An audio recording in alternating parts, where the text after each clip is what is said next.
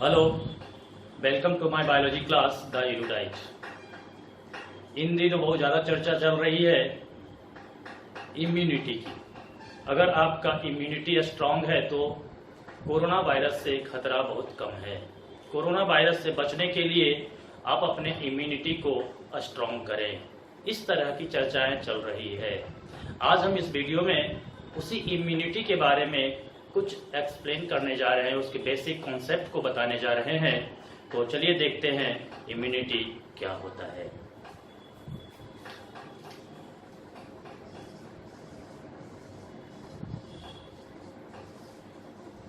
What is immunity? तो immunity जो है एक एबिलिटी है, क्षमता है बाहरी और फॉरेन पार्टिकल से डिजीज कॉज करने वाले ऑर्गेनिज्म से लड़ने की। किसकी? तो हमारे बॉडी का। यानी कि immunity is the ability of body to fight against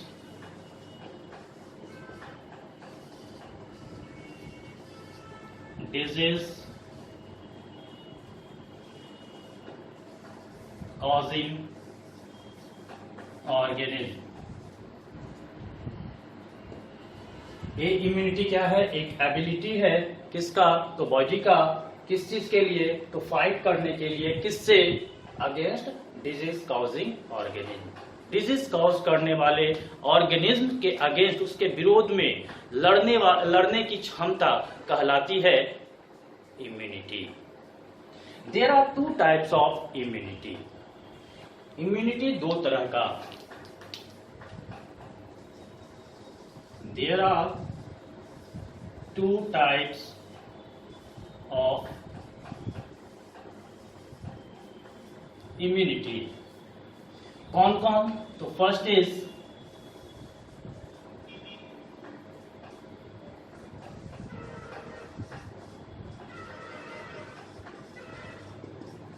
innate immunity and second is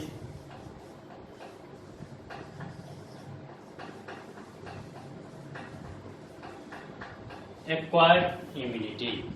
innate immunity क्या है? acquired immunity क्या है? यानी कि हमारे बॉडी के अंदर दो तरह का मैकेनिज्म है पैथोजेन से, डिजीज कॉज करने वाले ऑर्गेनिज्म से लड़ने का।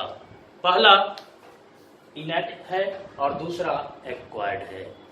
ये आप टर्म को ध्यान देंगे। इनेट का मतलब होता है जन्मजात। इनेट मीन्स जन्मजात, यानी कि वैसा इम्यून पावर जो कि जन्मजात हो। यानी कि बच्चा जब जन्म लेता है उसी समय कुछ इम्यूनिटी उसके साथ आता है और उस इम्यूनिटी को कहा जाता है innate immunity. And acquired, acquired का मतलब किसी चीज को अपने पोजीशन में लेना, अपने अधिकार में ले लेना। यानी कि कुछ आवश्यकता पड़ी, रोटी की आवश्यकता पड़ी, हम किसी दूसरे की रोटी को छीन कर अपने पास ले आए, ये एक्वायर्ड करना कहलाता है। तो वैसा इम्यूनिटी जो पैथोजेन के रिस्पांस देने के, उसे जवाब देने के लिए हम इम्यूनिटी को डेवलप करते हैं, वह इम्यूनिटी कहलाता है एक्वायर्ड इम्यूनिटी। चलिए एक एक करके दोनों के बारे में अलग से हम देखते हैं, समझते हैं इनेट इम्यूनिटी क्या है और एक्वायर्ड इम्यूनिटी क्या है। तो सबसे पहले देखेंगे इनेट इम्यूनिटी के बारे में। What is innate immunity?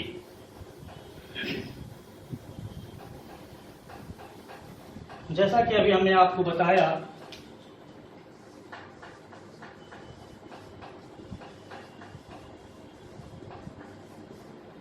Innate immunity जो होता है जन्मजात होता है। इसका मतलब innate immunity is inborn. Innate immunity कैसा होगा? इनबॉर्न होगा, जन्मजात होगा।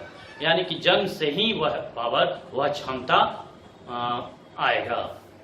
Second point about innate immunity is innate immunity is non specific. ये इनेट इम्यूनिटी जो होता है नॉन स्पेसिफिक होता है। स्पेसिफिक का मतलब खास। नॉन मतलब यानी कि खास ये नहीं है। इसका मतलब कि जो इनट इम्यूनिटी है किसी खास पैथोजेन के लिए नहीं होता है, सारे पैथोजेन के लिए यह इम्यूनिटी होता है। सारे पैथोजेन से यह इम्यूनिटी बचाता है, चाहे वो बैक्टीरिया हो चाहे वो वायरस हो। तो ये इस वजह से यह इनट इम्यूनिटी को हम कहते हैं कि it is non specific. Next point में देखेंगे, ये जो इनट इम्यूनिटी है यह इम्यूनिटी डेवलप कैसे होता है, कहां से आता है। तो कहा जाता है कि इनट immunity is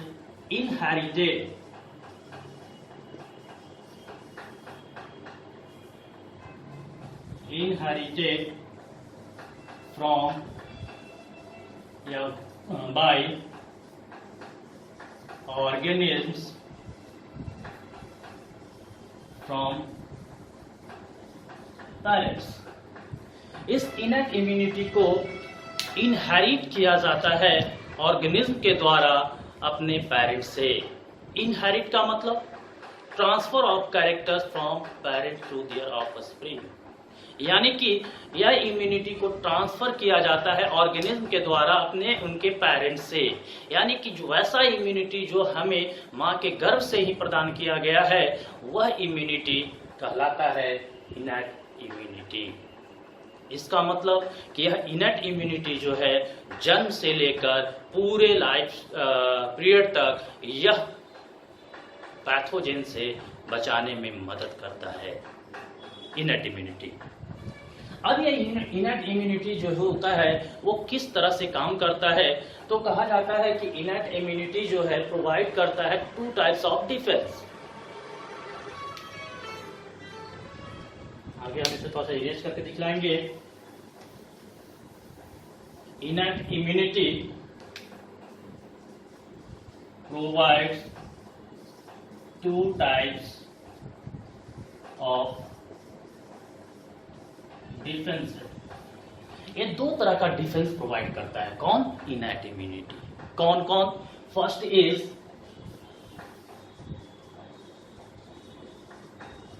external defence and second is internal defence. यानी कि सेल को कुछ बाहर से मदद करता है, बैरियर का काम करता है, यह इम्यून करता है, और कुछ भीतर से इम्यूनिटी को डेवलप करता है। ये 2 तरह का डिफेंस प्रोवाइड करता है इनट इम्यूनिटी। फर्स्ट है external defence and second is internal defence. External defence क्या है? तो एक्सटर्नल डिफेंस में हो सकता है फिजिकल बैरियर। फिजिकल बैरियर का मतलब आप देखते होंगे पीएम आने वाले होते हैं हमारे शहर में, रोड को बैरिकेड कर दिया जाता है बांस या बल्ली से। यह है फिजिकल बैरियर, यानी किसी चीज से रोक दिया गया। यहाँ पे हमारे पास में जो हमारे बॉडी जो है यहाँ पे एक बैरियर है, ये स्किन।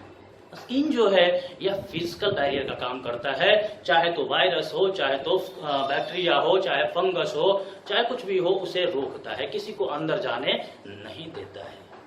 तो ये जो है एक इनट इम्यूनिटी के रूप में काम करता है। कौन? स्किन। और इस स्किन को हम एक्सटर्नल डिफेंस के रूप में देखते हैं। एक्सटर्नल मतलब कि बाहरी सेल के अंदर जाने से रोक रहा है, यानी कि सेल के बाहर से प्रोटेक्शन प्रोवाइड कर रहा है, ये हो गया एक्सटर्नल। और यह स्किन जो है यह फिजिकल बैरियर के रूप में काम कर रहा है। फिजिकल मतलब कि एक भौतिकी के रूप में यहाँ पे मौजूद है स्किन। तो ये हो गया एक्सटर्नल डिफेंस में हो सकता है स्किन। इसके बाद हो सकता है म्यूकस कोटिंग। म्यूकस का लेयर वो भी फिजिकल बैरियर के रूप में मदद करता है हमारे इम्यून सिस्टम को। उसके बाद सलाइवा इन माउथ। माउथ में सलाइवा जो होता है वो भी पैथोजेन को, माइक्रो ऑर्गेनिज्म्स को मारने का काम करता है। इस सलाइवा जो है सीक्रेट किया जाता है सेल से, और सेल के बाहर यानी कि सेल के अंदर पैथोजेन को इंटर करने नहीं देता है, सेल के बाहर ही उसे मारकर खत्म कर देता है। ये सलाइवा जो है यह एक्सटर्नल बैरियर के रूप में काम करता है। और यह सलाइवा की तरह एक हम लोग देख सकते हैं एसिड कौन, HCl हाइड्रोक्लोरिक एसिड, जो कि सिक्रेट किया जाता है स्टमक में के द्वारा, यानी कि स्टमक में मौजूद होता है सीड ऑफ स्टमक के जो एसिड है ये भी एक बैरियर का काम करता है, ये भी पैथोजेन को मारने का काम करता है। उसी तरह से आप देख सकते हैं टीयर को, आंसू जो होता है वो बैक्टीरिसाइडल होता है, बैक्टीरिया को किल करने में मदद करता है। जैसे ही आंख में कोई धूलकण या कोई माइक्रो ऑर्गेनिज्म इंटर करता है, आंसू निकलना शुरू हो जाता है। वो आंसू किस लिए, तो उस पैथोजेन को, वो बैक्टीरिया को मारने का काम करने में मदद करता है, बैक्टीरिया को मारता है। तो टीयर आई, ये सब जो होगा सलाइवा, एसिड, टीयर, ये सारा जो होगा फिजियोलॉजिकल बैरियर के रूप में काम करता है। फिजियोलॉजिकल मतलब मेटाबॉलिक एक्टिविटी के दौरान ये सब प्रोड्यूस किया जाता है, सिंथेसाइज किया जाता है, और ये सारा सब्सटेंस जो है पैथोजेन को मारने में मदद करता है। उसी तरह से कुछ सेलुलर बैरियर्स होते हैं, कुछ सेल्स होते हैं जो कि पैथोजेन को किल करने में मदद करते हैं। जैसे कि आप देख सकते हैं WBC का नाम सुनेंगे, व्हाइट ब्लड सेल का, जिसमें न्यूट्रोफिल,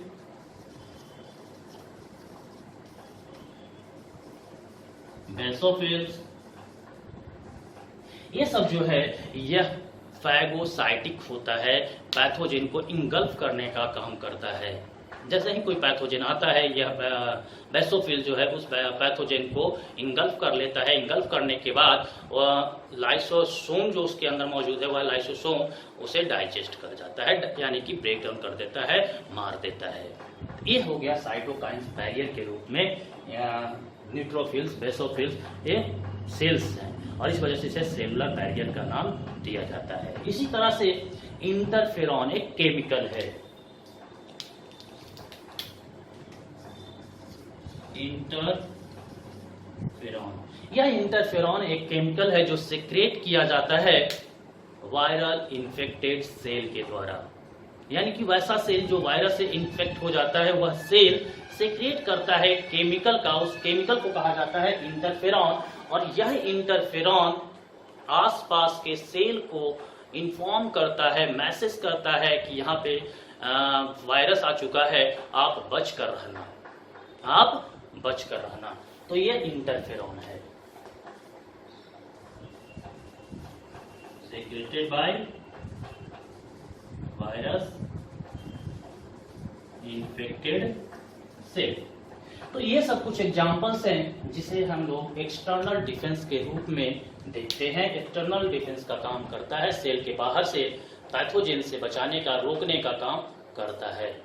दूसरे तरफ इंटरनल डिफेंस क्या होगा, यानी कि सेल अपने अंदर से जो प्रोसेस करता है पैथोजेन से बचने के लिए, वह इंटरनल कहलाएगा। जैसा कि हमने अभी आपको बताया कि इंटरफेरॉन वायरस इन्फेक्टेड सेल के द्वारा सेक्रेट किया जाता है, जो कि मैसेज का काम करता है, मैसेज प्रोवाइड करता है नॉन इन्फेक्टेड सेल को कि यहाँ पे वायरस आ चुका है, आप बच कर रहिएगा। उसके पास ये मैसेज चला गया। अब वो सेल बचेगा कैसे? उससे बचने के लिए वह सेल अपने टेम्परेचर को इंक्रीज कर देता है, यानी कि सेल टेम्परेचर जो बढ़ाया वो कैसा था, अंदर से सेल अपने अंदर के टेम्परेचर को इंक्रीज करना शुरू किया। तो इस इंटरनल डिफेंस का एग्जांपल के रूप में हम टेम्परेचर को लेंगे। टेम्परेचर जो है इंटरनल डिफेंस है। टेम्परेचर क्यों बढ़ाया? क्योंकि यहाँ पे सेल को इन्फॉर्म किया गया कि कोई बाहर से पैथोजेन आया है, उस पैथोजेन से बचना है, तो बचने के लिए अपने टेम्परेचर को हाई कर लिया। दूसरा, इन्फ्लामेटरी रिएक्शन। देखते होंगे कभी कभी जब वायरस का इन्फेक्शन होता है, आप बचपन में देखते होंगे, अब तो थोड़ा बहुत कम गया है, एक गाल फुल्ली हुआ करता था, वायरल इन्फेक्शन है वो। वायरस जैसे ही इन्फेक्ट करता था जिस सेल को, वह सेल इंटरफेरॉन का सेक्रेशन करता था। इंटरफेरॉन अगल बगल वाले सेल को इन्फॉर्म कर देता था। इन्फॉर्म करने के बाद वह अगल बगल वाला सेल उस वायरस से बचने के लिए अपने टेम्परेचर को बढ़ा लेता था और स्वेल्ड हो जाता था, ताकि वह वायरस हमारे अंदर इंटर ना कर सके। यानी कि सेल जो है अपने आप को बचाने के लिए अपना टेम्परेचर और अपने आप को स्वेल कर लिया है। तो इन्फ्लामेटरी रिएक्शन इंटरनल डिफेंस के रूप में देखेंगे।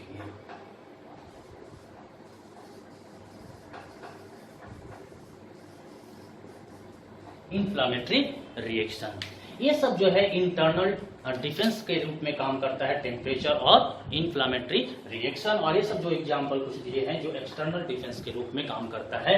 अब ध्यान दीजिएगा, स्किन जो है जब बच्चे के जन्म के बाद नहीं आता है। यहाँ पे सलाइवा का सेक्रेशन जो होता है वो बच्चे के जन्म होने के बाद नहीं होता है। एसिड का स्टमक का फॉर्मेशन सेक्रेशन जो होता है बच्चे के जन्म होने के बाद नहीं होता है। यानी कि यहाँ पे जो कुछ भी आप देख रहे हैं वो जन्म से पहले ही एम्ब्रियोनिक कंडीशन में जब फीटस का डेवलपमेंट होता है उसी समय सारे चीजों का डेवलपमेंट हो जाता है।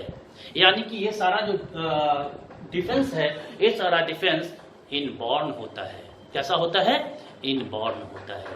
और इसी वजह से इस इनबॉर्न डिफेंस को हम लोग इनएक्ट इम्यूनिटी के नाम से जानते हैं। दूसरा टाइप हमारा है एक्वायर्ड इम्यूनिटी।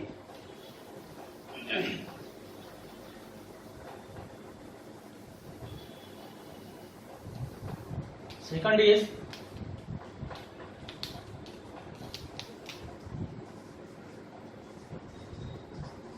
Acquired immunity. अब ये एक्वायर्ड इम्यूनिटी है क्या? तो एक्वायर्ड का मतलब जैसा कि हमने बताया था पहले भी कि किसी चीज को अपने कब्जे में लेना, किसी चीज को अपने कब्जे में लेना। क्यों कब्जा में लेते हैं? जब उसकी हमें आवश्यकता होती है तब हम उसे अपने कब्जे में ले लेते हैं। वहां पे भी इसी तरह से एक इम्यूनिटी है जो एक्वायर्ड किया जाता है, अपने पोजीशन में लिया जाता है। वह इम्यूनिटी कहलाता है एक्वायर्ड इम्यूनिटी। यानी कि if the immunity which is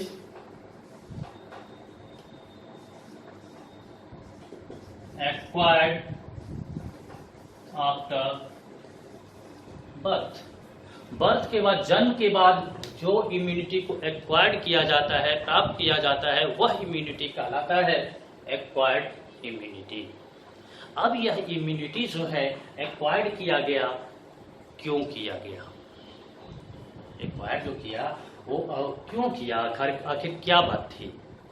तो हमने जैसा कि बताया, जैसी आवश्यकता पड़ती है उसी हिसाब से हम किसी चीज को एक्वायर करते हैं। तो यहाँ पे भी कुछ इम्यूनिटी को कुछ फाइट करने की इक्विपमेंट की आवश्यकता पड़ी और उसी के रिस्पॉन्स में हम इसे एक्वायर कर लिए हैं। तो यहाँ पे कह रहा है कि दिस इम्यूनिटी इज एक्वायर्ड। यह इम्यूनिटी एक्वायर्ड किया जाता है। क्यों किया जाता है? It is acquired in a response to an encounter with pathogens. ध्यान देंगे यहाँ पे यह एक इम्यूनिटी को एक्वायर्ड क्यों किया जाता है, तो कह रहा है कि it is acquired in response to an encounter. Encounter का मतलब मुठभेड़। किसके साथ? पैथोजेन। पैथोजेन के साथ जब मुठभेड़ हमारा यानी कि लड़ने लगता है, फाइट करने लगता है हमारा इम्यून सिस्टम, उस समय उसके आवश्यकता पड़ती है। जैसे सपोज कीजिए कि जब दो देश के बीच में युद्ध होता रहता है, एक देश जो है साधारण हथियार से, आर्म्स से लड़ रहा होता है, दूसरा वो हाईटेक हथियार को, आर्म्स को लेकर आता है लड़ने के लिए। अब इधर वाला देश सोचता है कि अगर उससे हम जीत तो नहीं सकते हैं, हार जाएंगे, इसके लिए ये देश भी कुछ अत्याधुनिक हथियार को एक्वायर्ड करता है, खरीदता है उस युद्ध, उसके साथ फाइट करने के लिए। उसी तरह से यहाँ पे भी एक्वायर्ड किया गया है कि किससे लड़ने के लिए? तो पैथोजेन से लड़ने के लिए। यानी कि पैथोजेन से लड़ रहा था, उसके रिस्पॉन्स में उसे जवाब देने के लिए इस इम्यूनिटी को एक्वायर्ड कर लिया गया। जैसे ध्यान दीजिएगा, देखे होंगे वायरस, कोरोना वायरस से बहुत ज़्यादा लोग ग्रसित हो रहे हैं, लेकिन मरने वालों की संख्या कम है। मरने वालों की संख्या कम है, बहुत सारे लोग ठीक होकर आ रहे हैं। आखिर वो कैसे बच रहे हैं? तो कुछ लोग ऐसे हैं जिनका इम्यून सिस्टम उस पैथोजन से यानी कि कोरोना वायरस से लड़ने के लिए इम्यूनिटी को डेवलप कर ले रहा है। इम्यूनिटी को डेवलप करने के लिए वह एक्वायर कर रहा है, उस तरह का एंटीबॉडी अपने बॉडी में सेक्रिएट करना शुरू कर देता है, सिंथेसाइज कर लेता है, और वही एंटीबॉडी उससे लड़ लेता है, लड़ने का काम करता है, और वह ठीक होकर घर वापस आ जाता है। कुछ लोग ऐसे हैं जिनके बॉडी इम्यून सिस्टम जो है वह एंटीबॉडी का सिंथेसिस उस वायरस से लड़ने के लिए नहीं कर पाते हैं, और वह सर्वाइव नहीं कर पाते हैं, वो मर रहे हैं। और इसी वजह से कहा जाता है कि अगर आपको कोरोना से लड़ना है तो आप अपने इम्यूनिटी को स्ट्रॉन्ग करके रखें। तो ध्यान दीजिएगा, पहले से कोई एंटीबॉडी नहीं था कोरोना को मारने के लिए, लेकिन जैसे ही वह कोरोना वायरस उस ह्यूमन के अंदर गया, वैसे ही उसका इम्यून सिस्टम उस कोरोना वायरस से लड़ने के लिए एंटीबॉडी का सिंथेसिस करना शुरू किया, और सिंथेसिस कर कर उस वायरस को मार दिया, और मारने के बाद वह खुद फिट हो गया। अभी कुछ दिन पहले आप न्यूज़ सुने होंगे प्लाज्मा ट्रांसफ्यूजन की, यानी कि जो व्यक्ति ठीक हो चुके हैं उनके प्लाज्मा को इन्फेक्टेड पर्सन में इंजेक्ट किया जाए ताकि वह भी बच सके। क्या होता है उसमें? तो उस कोरोना वायरस से लड़ने के लिए जो एंटीबॉडी होता है, वह एंटीबॉडी उस जो ठीक हो चुका है व्यक्ति, उसके बॉडी में वह फॉर्म कर गया था, डेवलप हो चुका था। अब वही प्लाज्मा यानी कि प्लाज्मा में मौजूद था एंटीबॉडी, और वह एंटीबॉडी को हम ट्रांसफ्यूज करवा रहे हैं इन्फेक्टेड पर्सन में, और वह इन्फेक्टेड पर्सन में जैसे ही वह एंटीबॉडी जाता है, वह एंटीबॉडी उस पैथोजन से लड़ेगा, उसे मारने का काम करेगा। तो इस प्रकार से यहाँ पे देखा जाए तो कह रहा है कि इसे एक्वायर्ड किया जाता है। कब? किसके लिए? तो फाइट करने के लिए। यानी कि जब कोरोना वायरस अंदर गया तो उससे लड़ने के लिए हम एंटीबॉडी लाए, और वह एंटीबॉडी उसे मारने का काम किया। अगर वो कोरोना वायरस हमारे बॉडी के अंदर नहीं जाता तो वह एंटीबॉडी का फॉर्मेशन नहीं होता। तो इसी वजह से इसे कहा दिया गया it is acquired in response to an encounter with pathogen. हम यहाँ पे ध्यान देंगे, अब कह रहा है कि एक्वायर्ड इम्यूनिटी इज स्पेसिफिक। ये एक्वायर्ड इम्यूनिटी जो होता है स्पेसिफिक होता है। ध्यान देंगे यहाँ पे, स्पेसिफिक का मतलब खास। इससे पहले जब इनट इम्यूनिटी आपको बताए थे तो वहाँ पे कहे थे कि इनट immunity is non specific. इनट immunity non specific होता है, वो खास किसी चीज के लिए नहीं होता है, हर लोगों से लड़ने का काम करता है। लेकिन एक्वायर्ड इम्यूनिटी जो है किसी खास लोगों से लड़ने का काम करता है। यहाँ पे ध्यान देंगे, हमारे बॉडी में ऑलरेडी बहुत सारे एंटीबॉडी मौजूद हैं, लेकिन इसके बावजूद कोरोना वायरस हमें इन्फेक्ट कर चला जा रहा है। तो ऐसा होता क्या है? तो उस कोरोना वायरस से लड़ने के लिए लड़ने वाला एंटीबॉडी हमारे पास तत्काल मौजूद नहीं है, यानी कि अलग अलग पैथोजन से अलग अलग एंटीबॉडी फाइट करेगा। तो इसके लिए अलग अलग एंटीबॉडी की आवश्यकता पड़ेगा अलग अलग पैथोजन से लड़ने के लिए। तो इसी वजह से इसे कहा गया कि जो एक्वायर्ड इम्यूनिटी होता है वह स्पेसिफिक होता है, खास होता है। अगर कोई एंटीबॉडी वायरस से फाइट करेगा तो सिर्फ और सिर्फ उसी वायरस से फाइट करेगा। कुछ बैक्टीरिया से फाइट करने वाला होगा तो सिर्फ बैक्टीरिया को मारने का काम करेगा। तो ये स्पेसिफिक होगा। अब यहाँ पे ध्यान देंगे, ये जो एक्वायर्ड इम्यूनिटी है, ये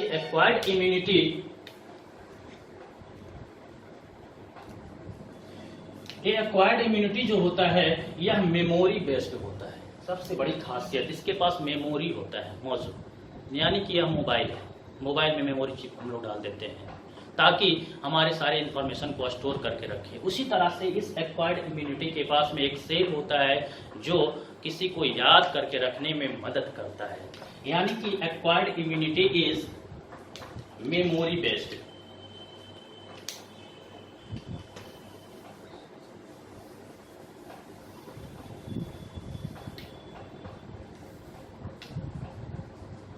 Acquired immunity is memory based। सबसे बड़ी खासियत इसकी है। अब मेमोरी बेस्ड मतलब क्या हुआ, यानी कि किसी को याद करके ये रख लेगा। जब कोई पैथोजेन पहली बार हमारे बॉडी के अंदर इंटर करता है तो हमारा इम्यून सिस्टम जो है एक लो स्ट्रेंथ का रिस्पांस जनरेट करता है, हल्का रिस्पांस देता है। अब उस हल्के रिस्पांस में पैथोजेन मर भी सकता है, नहीं भी मर सकता है। अगर नहीं मरा तब वह पैथोजेन हम पे हावी हो जाएगा, और अगर हमारे उस लो स्ट्रेंथ से पैथोजेन मर गया तो पैथोजेन हम पे हावी नहीं होगा। और इस तरह के रिस्पांस को कहा जाता है प्राइमरी रिस्पांस। लेकिन जब वही पैथोजेन दोबारा हमारे बॉडी के अंदर इंटर करता है तब हमारा इम्यून सिस्टम जो है एक हाई स्ट्रेंथ वाला रिस्पांस जनरेट कर देता है, और हाई रिस्पांस जनरेट करता है उस तुरंत उस पैथोजेन को मार देता है। ध्यान दीजिएगा, जैसे देखते होंगे किसी बॉर्डर की बात करते हैं जहाँ पे एक सैनिक खड़ा है, उस सैनिक के पास मामूली बंदूक रखा है, तो दिया गया है क्योंकि उस बॉर्डर के रास्ते कभी कोई हादसा नहीं हुआ, कोई टेररिस्ट इंटर करने नहीं किया था, तो आसानी से वहाँ पे जो आर्मी मैन है उन्हें सिंपल बंदूक दे दिया गया था कि भैया खड़ा रहो, देखो कोई आए तो बताना। अब हुआ क्या कि कुछ टेररिस्ट जो था उस रास्ते आया AK-47 लेकर, सबको मार कर एंटर कर गया हमारे देश में। अब क्या होगा कि अब वहाँ पे हमारा आर्मी जो है वह जान लिया, समझ गया कि इस रास्ते से जो आया था टेररिस्ट वह AK-47 लेकर आया था, जो कि हमारे बंदूक वाले आर्मी को मार गिराया था। अब क्या करेगा, ये तैयार रहेगा तोप लेकर कि तुम आओ AK-47 लेकर, हम तुम्हें तोप से ही उड़ा देंगे। यानी कि पहला बार फर्स्ट टाइम जब इंटर किया था वो लो लेवल का स्ट्रेंथ दिया था, बंदूक से उसे लड़ा था, लेकिन सेम टेररिस्ट AK-47 लेकर जैसे ही इंटर किया हमारे बॉर्डर से तो उसे तोप से अटैक किया गया, यानी कि हाई स्ट्रेंथ के हाई पावर के साथ उस पर अटैक किया गया और हम इस बार उस टेररिस्ट को मार गिराए। सेम हमारे बॉडी के अंदर में भी होता है।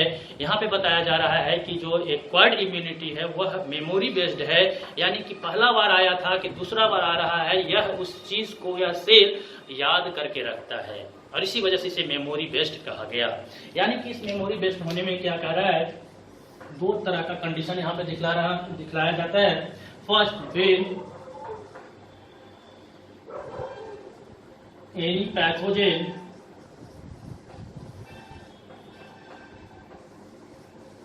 enter first time, then low strength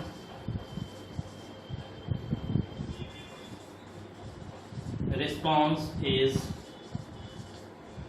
generated। जब कोई पैथोजेन पहली बार इंटर करता है हमारे बॉडी के अंदर तब उसके रिस्पांस में एक लो स्ट्रेंथ वाला रिस्पांस जनरेट होता है, और इस रिस्पांस को कहा जाता है प्राइमरी रिस्पांस। Primary response. अब ध्यान दिया जाए दूसरा टाइप में कह रहा है, अगर same pathogen second time inter करता है तो उसके लिए एक हाई स्ट्रेंथ वाला रिस्पांस जनरेट किया जाएगा और वह रिस्पांस कहलाएगा secondary response. If same pathogen enter second time, then high strength response is generated। ये हाई स्ट्रेंथ वाला रिस्पांस जनरेट किया गया और इस रिस्पांस को कहा जाता है सेकेंडरी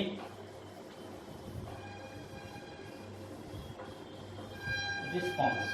तो यहाँ पे ध्यान दिया जाए, ये जो एक्वायर्ड इम्यूनिटी है, एक्वायर्ड इम्यूनिटी में दो तरह का रिस्पांस जनरेट किया गया, प्राइमरी और सेकेंडरी। प्राइमरी जो होगा वो लो स्ट्रेंथ का होगा और सेकेंडरी रिस्पांस जो होगा वह हाई स्ट्रेंथ का होगा। प्राइमरी रिस्पांस में हो सकता है पैथोजेन मरे भी ना भी मरे, लेकिन सेकेंडरी रिस्पांस में पैथोजेन एनी हाउ मरेगा। और इसी कॉन्सेप्ट पे बेस्ड है आपका वैक्सीनेशन। न्यूज़ में अक्सर आप सुनते होंगे फलना देश ने बना लिया है वैक्सीन, फलना देश बना लिया वैक्सीन, टेस्टिंग चल रहा है, ये चल रहा है, वो चल रहा है। तो ये वैक्सीन है क्या? तो वैक्सीन जो होता है पैथोजेन का बिग पार्ट होता है, उसका कमजोर पार्ट होता है। अब होता क्या है कि उस कमजोर पार्ट को इंटर करवाया जाता है ह्यूमन बॉडी में। वो कमजोर कर दिया जाता है पहले से ही उसे किस केमिकल के इन्फ्लुएंस से। अब जैसे ही वो इंटर करवाया गया हमारे बॉडी के अंदर, हमारा इम्यून सिस्टम उसे देखा और देखने के बाद उस पर अटैक करेगा, क्योंकि जैसे ही कोई पैथोजेन, कोई बाहरी पार्टिकल्स यानी कि फॉरेन पार्टिकल जैसे ही हमारे बॉडी में एंटर करता है, इम्यून सिस्टम उसे तुरंत उस पर अटैक करता है, उसे मारने का प्रयास करता है। तो होता क्या है कि जैसे वो बिग पैथोजेन को इंटर करवाया गया वैक्सीन के रूप में, हमारा बॉडी जो है, हमारा इम्यून सिस्टम जो है उस पर अटैक किया। पहला रिस्पांस प्राइमरी रिस्पांस होगा। वो प्राइमरी रिस्पांस कैसा होता है? लो स्ट्रेंथ का। और इसमें बताया कि हो सकता है पैथोजेन मरे भी और नहीं भी मरे, लेकिन ये मेमोरी बेस्ड होता है। उस पैथोजेन को करेगा क्या? याद कर लेगा कि ये पैथोजेन आखिर मरेगा किससे। तो उसके रिस्पांस में कुछ एंटीबॉडी का फॉर्मेशन कर लेगा हमारा बॉडी, यानी कि हमारा इम्यून सिस्टम। अब वही पैथोजेन सेकंड टाइम जैसे ही इंटर करेगा, वह एंटीबॉडी उसे जाकर दबोच लेगा, उसे मार गिराएगा। बचपन में बहुत सारा वैक्सीनेशन हुआ। वैक्सीनेशन के दौरान डॉक्टर साहब कहते थे कि एक पैरासीटामोल का सिरप लेते जाइएगा साथ में, अगर रात में बच्चे को बुखार आए तो एक ढक्कन पिला दीजिएगा। क्यों बुखार आएगा? आप मेडिसिन दिए हैं, वैक्सीन लगाए हैं, तो बुखार क्यों आएगा? तो जैसे ही कोई पैथोजेन, कोई बाहरी पार्टिकल्स हमारे बॉडी के अंदर इंटर करेगा, वैसे ही हमारा इम्यून सिस्टम उससे लड़ने का प्रयास करेगा। जैसे कि हम लोग इनेट इम्यूनिटी में देखे थे, इनेट इम्यूनिटी में जो सेल था वो अपने टेम्परेचर को बढ़ा लिया था, बुखार लग गया था। तो जैसे ही कोई पैथोजेन को इंटर करवाया जाएगा, टेम्परेचर बढ़ना शुरू हो जाएगा, और उस टेम्परेचर बढ़ने के कारण डॉक्टर साहब ने दे दिया पैरासीटामोल कि अगर इन केस बढ़ गया टेम्परेचर, बुखार लग गया, तो सिरप को पिला दीजिएगा। तो अगर बुखार लगा, इसका मतलब कि आपका इम्यून सिस्टम उसे पहचान लिया है, वह काम कर गया वैक्सीन। अब अगले बार सेम पैथोजेन अगर इंटर करेगा आपके बॉडी में, तो उसे वो छोड़ेगा नहीं, यानी कि आपको डिजीज होने नहीं देगा। डिजीज करने से पहले उस पैथोजेन को वो मार गिराएगा। तो ये था प्राइमरी और सेकेंडरी रिस्पांस, यानी कि वैक्सीनेशन जो है बेस्ड है इसी प्राइमरी और सेकेंडरी रिस्पांस पे। जब बिग पैथोजेन को इंटर करवाया जाता है तो प्राइमरी रिस्पांस जनरेट होगा, लेकिन सेम पैथोजेन अगर दोबारा इंटर करेगा तो वहां पे सेकेंडरी रिस्पांस दिया जाएगा। और सेकेंडरी रिस्पांस कैसा होता है? हाई स्ट्रेंथ का होता है, स्ट्रांग होता है, और उसे मार गिराएगा। तो ये था बेसिक कॉन्सेप्ट। उस तरह के कुछ सेल्स भी इन्वॉल्व होते हैं, जिसके बारे में हम और कुछ एंटीबॉडी, एंटीजेन इससे इन्वॉल्व होते हैं। उन सारी चीज़ों के फिर अगले वीडियो में हम उसे एक्सप्लेन करेंगे।